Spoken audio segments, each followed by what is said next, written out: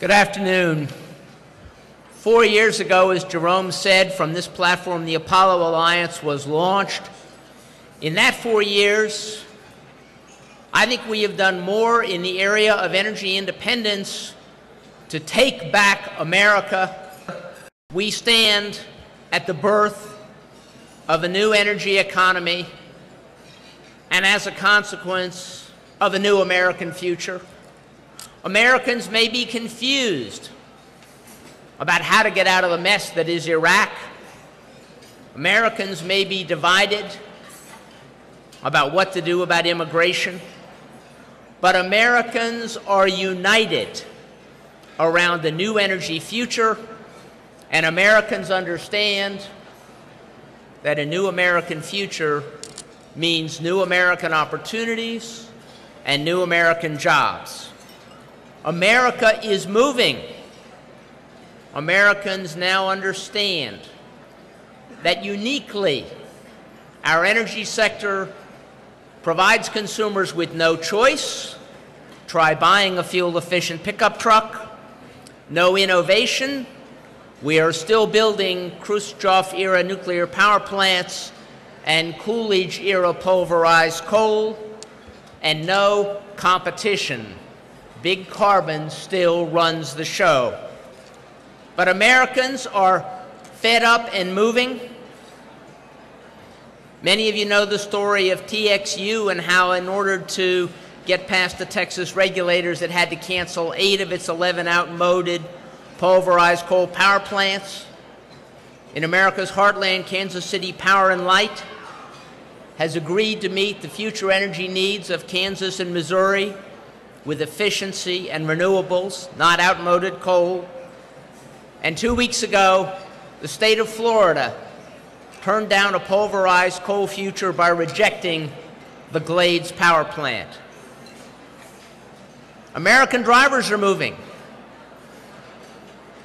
The millionth hybrid vehicle was sold last month. Even in the pickup truck segment, where people honestly don't have any good choices, Americans are flocking to the most fuel-efficient of those vehicles, the Chevy Silverado, even though it's not very good. And a study last week showed that if pickup trucks don't modernize, estimates are that their market share will tank to 1/4 of its historic levels. At the state level, we're seeing innovation. Pennsylvania this week will debate an energy standard that requires no net increase in electricity going forward. All load growth will be met by efficiency. In Utah, George Bush's strongest electoral stronghold, Governor John Huntsman stood on the steps of the state capitol 2 weeks ago and said, this is John Huntsman, Washington has failed America on energy. Utah will lead.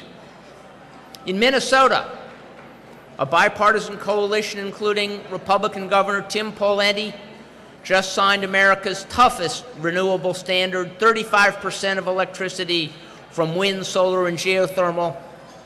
In New York City, Mayor Bloomberg is going to fund mass transit from congestion fees, an idea that for 30 years has been the third rail of New York politics. Now it's just common sense. And Tulsa, Oklahoma, the headquarters of Phillips Petroleum, just became America's 500th city to commit that even though Washington won't sign Kyoto, Tulsa will comply.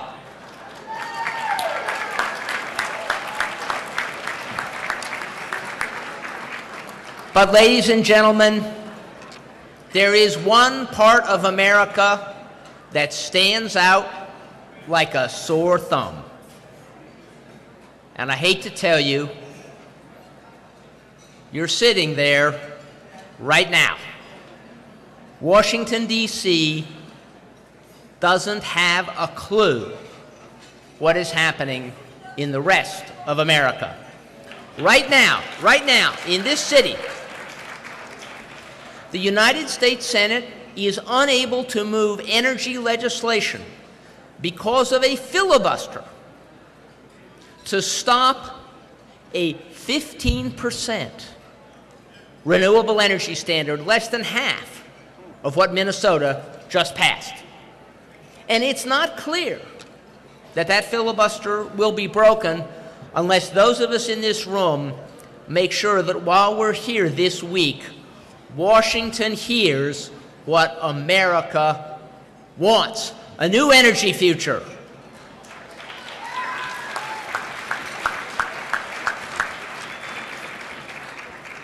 Washington still thinks that energy policy means more government subsidies for big carbon. America knows better.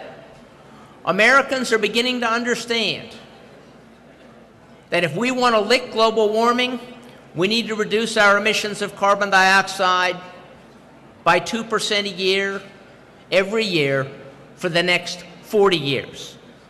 And that as we do that, we need to make sure that the jobs we create are good-paying jobs for our children. We are going to have a lot of wind power in America, but there are two ways we can have that pathway. One, we can mine iron ore in Minnesota, we can ship it overseas, we can make wind turbines in Europe and ship them back to the Great Lakes. Is that the energy future we want for America? An energy future in which we are the renewable energy colony of the rest of the world? Is that what we want? No. I want an energy future in which we mine iron ore in Minnesota, we forge the steel in Cleveland, and we shape the turbine blades in Pennsylvania. That's the American future we want and we deserve. It's important to understand that energy independence doesn't just mean independence from Kuwait. It means independence for every American family, from ExxonMobil as well.